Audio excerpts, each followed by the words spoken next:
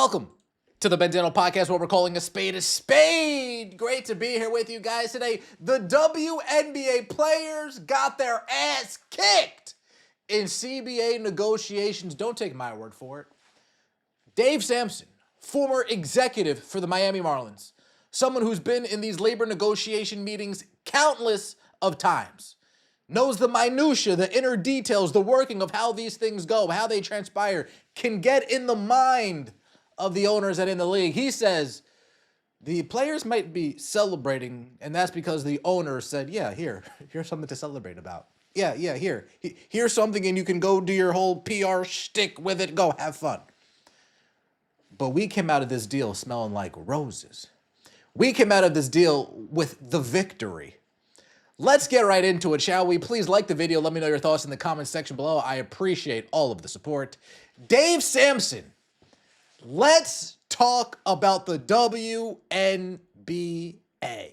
Let me talk about the WNBA because there is a yarn that is being thread that is so wrong. The players have come out talking about, we did it. This was all about business, and we mean business. And they are taking a victory lap on this CBA agreement with Adam Silver and the NBA owners. Except when you look at what the WNBA owners were offering 7 months ago versus what the players agreed to yesterday, it's a tiny smidge better, but not even close to where the WNBA owners were willing to go. The revenue sharing number stayed well below the 20 range. The salary cap growing to $10 million over 7 years. Oh my God. An opt-out after 6 years only. The minimum salary, hey, $300 grand. Way to go. I'm happy there's an agreement, don't get me wrong. But there's nothing I like better than a victory lap done by someone who just got their ass kicked. I get it. I understand you're going to win the PR because people aren't going to focus on it. But Adam Silver and the NBA got exactly the deal they wanted, and the timing was fine for them. Well, you're going to win the PR with the old guard for sure. For sure, Dave. But the new guard, the newer fans, we're kind of hip. We're a little bit more hip to what's going on over here. Damn. Here's 300,000. Way to go. That was cold-blooded, Dave. That was cold-blooded. Revenue average around 20%. Well, what does that mean? We're going to see it in the finer details, how much above 20% the revenue sharing actually goes once things get codified. But does it just go from 15, 16, 17, 18, 19, 20? Does it kind of hover around the 18% range? And then they're saying that's, almost 20%. What is the actual number coming out of the deal? How far were the owners really willing to go? You have to think the owner said, I mean, we're going to come up to around that 20%. We're going to give them a 300,000 minimum. We're just going to make them sweat through it, go through it, deal with it, get emotional. And then when we finally get to that number that we know they're going to settle on, they're going to feel like it's a win. They're going to feel like they just conquered Mount Everest. When it comes to the housing, the players just finally took part in the revenue share model, which means the owners, I'm assuming based on their calculations, based on whatever formulas that they run to get the bottom line, they said, we could probably do this for another few years. Not going to hurt us too much. Eventually, we're going to come off of this. But if this is what means getting a deal done, fine. Here's 3 years of housing. Go do a dance. Go on ESPN. Go on Yahoo. Throw your party. But at the end of the day, this is the deal we, as the owners, as the league, this is the deal that we knew was going to happen. We were just going to make you sweat through it until it actually happened. Let's take a look. You seem giddy. This is the telltale sign, okay, that the owners won. Sampson sounds thrilled. He sounds happy that labor got crushed. Shit. Well, getting crushed. I mean, let's not say that 300,000 is a minimum for playing a sport is getting crushed. I don't ever want to say that. It's just not value compared to what they're worth. That's all. It's not.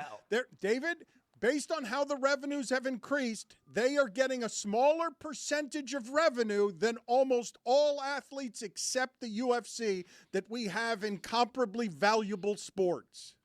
So that's the bottom line. What you just said, make sure that people understand it properly, is that when you're talking about as a percentage of revenue, where the WNBA players are is not in the same zip code. And the reason is that the WNBA is not as profitable or solvent or worth as much as one would think it was based on all the excitement around Caitlin Clark and all the other Angel Reese and everybody else that was happening in women's sports. And I am all in favor of leagues, but you need people to understand where they stand, where you are in the hierarchy of value. You ain't there, young fella. You ain't there yet. You're on your way. You're doing some good things. You might get there at one point, but at this current juncture, where things currently stand, this is all that we can give you. We're not nearly profitable enough, right? It makes it, the revenue sharing split makes it seem like they finally hit profitability. Okay, you can have that. That ain't what I'm mad at. But at this point, we're not profitable enough to where we can give you this much of the pie. We're not profitable enough to where we could give you this huge salary cap. We're not profitable enough. And when you want to compare yourselves to the NBA and the NFL and this and that and this and that and this, well, understand where you currently are. You're not there yet. Dave Sampson brings some nice insight into these deals. Annie Costable, shout out to Annie, when she got done complaining about Shams Charania breaking the news, she updated us on a little bit of the housing. WNBA tentative CBA sets $7 million cap could exceed $10 million by 2031, an article by Annie Costable. While both sides are still formalizing a term sheet, multiple sources told Front Office Sports it is a 7-year deal with an opt-out after the 6th year. The salary cap will start at $7 million in year one, according to these same sources, with 20% of the cap designated for the super max contract, which equates to roughly $1.4 million. By 2031, the opt-out year of the deal, the salary could exceed $10 million, sources said, confirming an earlier report from ESPN. Another source said that depending on revenue projections, the cap figure could even be as much as more than $11 million. Additionally, the core designation will see slight change beginning in 2027. A player can only be cored who has 6 or fewer years of service, according to sources. The minimum salary is tiered based on years of service, multiple sources said.